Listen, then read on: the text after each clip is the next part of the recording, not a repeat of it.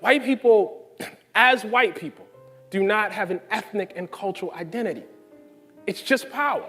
It's just race. There are people, with religion, have all sorts of ways of defining themselves within whiteness, who check white, but have a separate ethnic culture. But white itself is not one.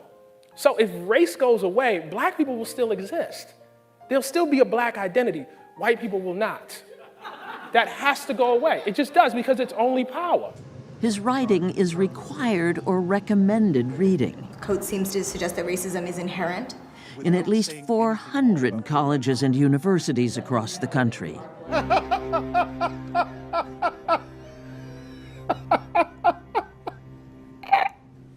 Nerderotic.com. Our worst nightmares were confirmed with a Ta-Nehisi Coates, Jar Jar Abrams Superman reboot. Oh, that's going to be so fantastic. Come on. You know you're looking forward to it.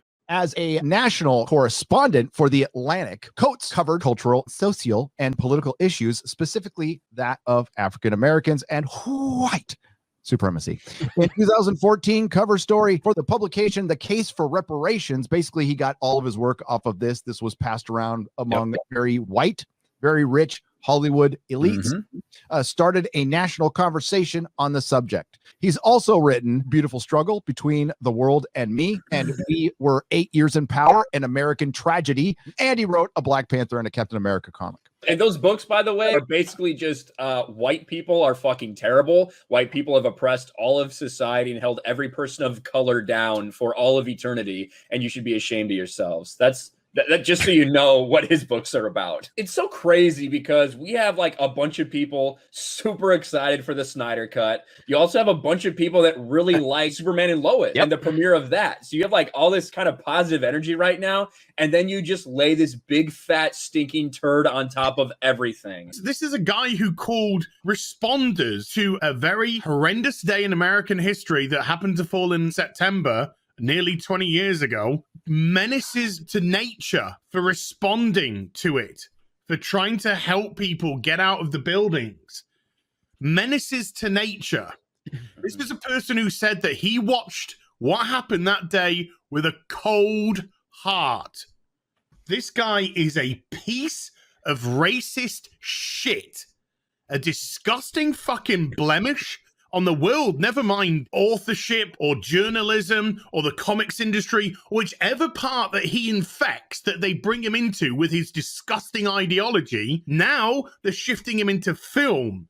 And this is a person who is rotten to the core when it comes to racism. This guy detests white people. And I get so sick and tired of fucking prissy-ass bitches like him that have built their own careers off the back of it, and then claim to be a bunch of claim to be a victim.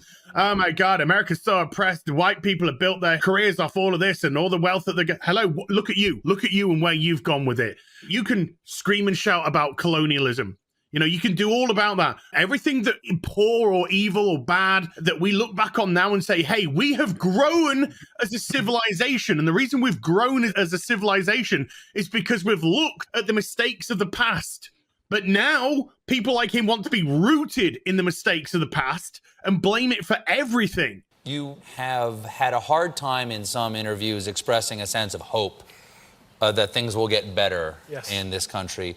Do you have any hope tonight about how we could be a better country, we had a better race relations, we have better politics?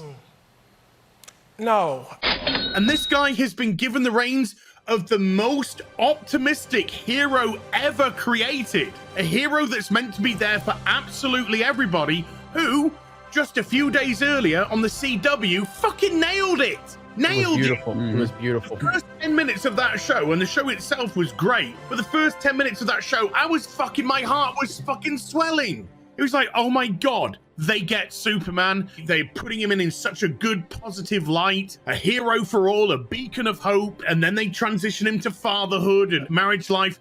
And they just did it so perfectly. Now we're passing it over to the fucking racist twat who's going to destroy it or who's going to pervert it into some woke message about slavery, colonialism, taking back from the white man, blah, blah, fucking boring, blah, blah, fuck off. This is a fucking troll. This is Jar Jar Abrams. I have been telling you about this dude for 2 fucking years now. He comes off all smiling and affable. He is a hateful son of a bitch. He is the guy who said no more white comfort. His organization produced the film that had a poster that shrunk fucking Finn for China. This guy's full of shit. He doesn't believe in any of his values. He manipulated the Me Too Time's Up era. His wife and him manipulated that to obtain power and get $500 million from the fucking idiots at Warner Brothers. And yes, you're fucking idiots. You've always been idiots with DC characters. You've never known what to fucking do. When you do something right, it's by accident. Nolan just walked out the door. You had the best fucking director willing to work for you, and he just left you, and you bring in Jar Jar Abrams and Snyder Cut people. You've been blaming Jeff Johns and Walter Hamada.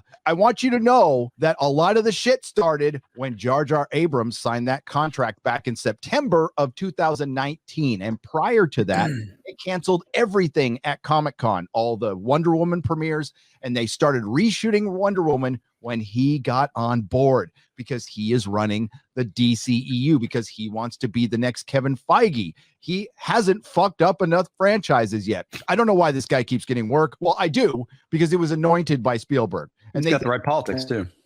Yeah. I know, as you know, a white male who understands how hard it is to tell stories and make it in the business, I can't even begin to fathom how hard it would be to be Black in this business, to be Black and female in this business, to work, with the obstacles that people face.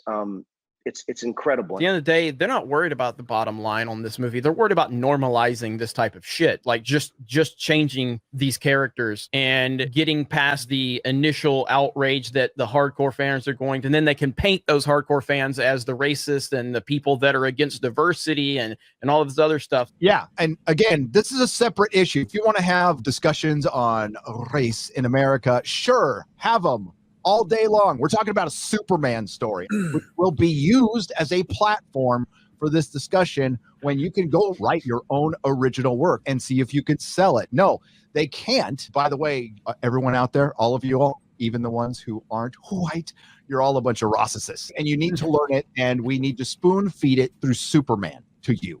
And that is bullshit.